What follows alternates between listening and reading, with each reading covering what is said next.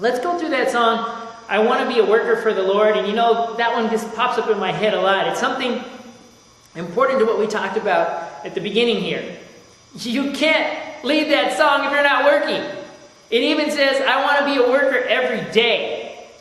If you are not dedicating your life to Christ, if you're not telling His word to people, if you're not helping people in the church, then you're not ready to sing that song.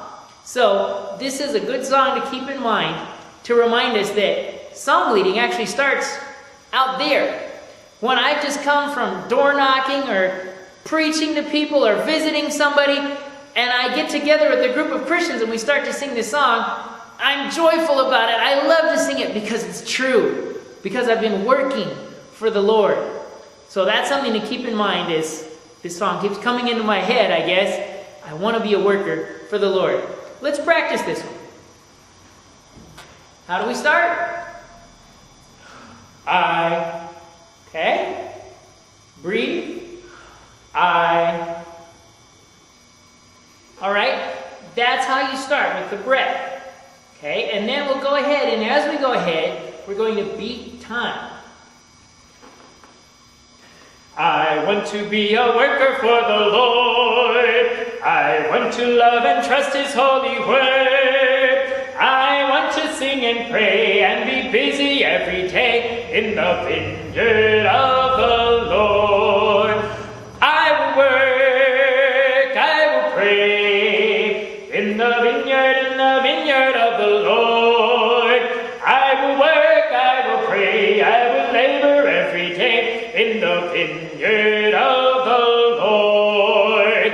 I want to be a worker every day. I want to lead the erring in the way that leads to heaven above, where all is peace and love in the kingdom of the Lord.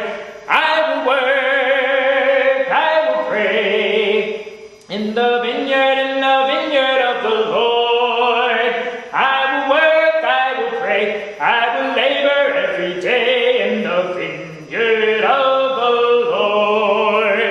I want to be a worker strong and brave. I want to trust in Jesus' power to save. All who will truly come shall find a happy home in the kingdom of the Lord.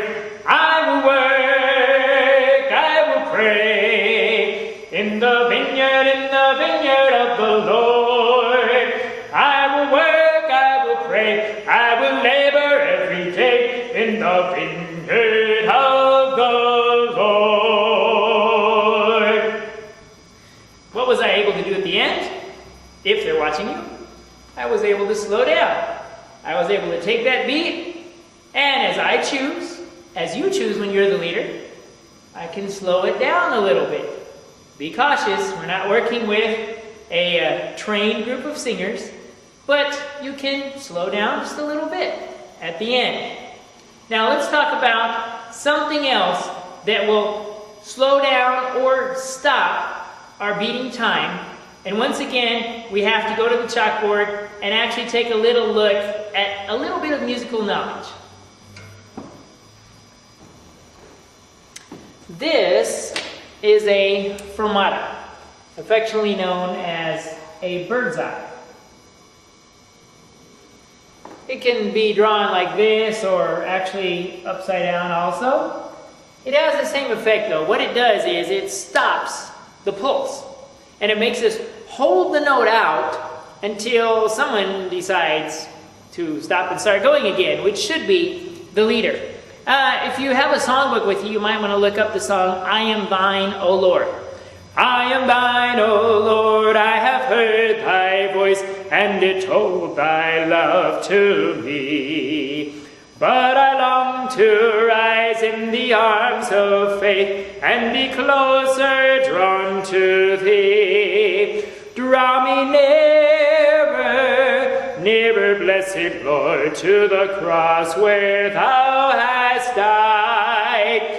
Draw me nearer, nearer, nearer, blessed Lord. It often happens there. And there are certain places in other songs where you'll find this happening. Nearer, blessed Lord, to thy breast, because no one's sure how to go ahead. Because what happened right there is the beating of time stopped. Nearer, nearer, nearer, blessed Lord, to thy... We need to know, when do we move ahead? Now, you can see this coming if you look in your book. What you have to realize is that this is going to be way on top. It'll be up here, underneath is the music with the notes. And down here is the word. Nearer, nearer, nearer, blessed Lord. When you see up there, when you see a fermata, let's spell that out, F-E-R-M-A-T-A. Once again, a lot of people know it as a bird's eye. When you see that fermata, that means that time stops. In the secular world, this is where the music takes on some kind of drama.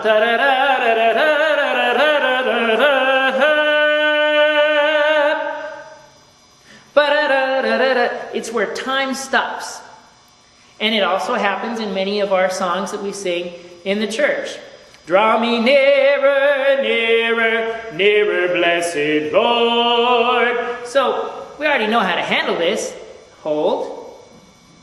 And then I suggest not a complete stop. This is the kind of thing you would do with a trained group. Nearer, blessed Lord, to thy... It may not work when you're with the congregation. Matter of fact, there's a good chance that someone will just go right on singing. It's the kind of thing that's fun to practice again at a singing practice. But I recommend that you do what we talked about, that you stop and breathe all at once. Draw me nearer, nearer, nearer, blessed Lord, to thy precious, okay? And make it very clear. Look up at everybody. Again, one step ahead. Think where you're going. Look up at everyone. Nearer, blessed Lord, to make it big. Make everyone know. And when the song is over, once again, humbly, we can sit down knowing that nobody got lost and nobody got confused at that part, because we know, as song leaders, that beginnings and endings are very important. And that's when we need to take hold, take charge, and make sure that we don't lose the rhythm. So look out for those fermatas. One other thing that we can mention is that you also very often will put a fermata at the end of a verse or chorus. This is just a tradition, but it's a tradition that I like, and that we do very often at the end of a chorus, right? Have thine own way, thou art the potter, I am the clay, hold me and make me after thy will, while I am waiting, yielded and still. You notice the last word there, yielded and still. A tradition is that we, even though it's not written, we consider that last note a fermata. We hold it out until it's time to start the next verse, and we may hold it more than the actual note value asks for. Okay? So, watch out for these fermatas. By the way, at the end of a verse is a good time to indicate we're going to the next verse. Yielded and still. I'm telling everybody what's coming next. And when you do those kind of things, sometimes people actually start to look at you, because they realize that you're doing something up there and you're communicating with them, which is the most important part, that some communication is going on.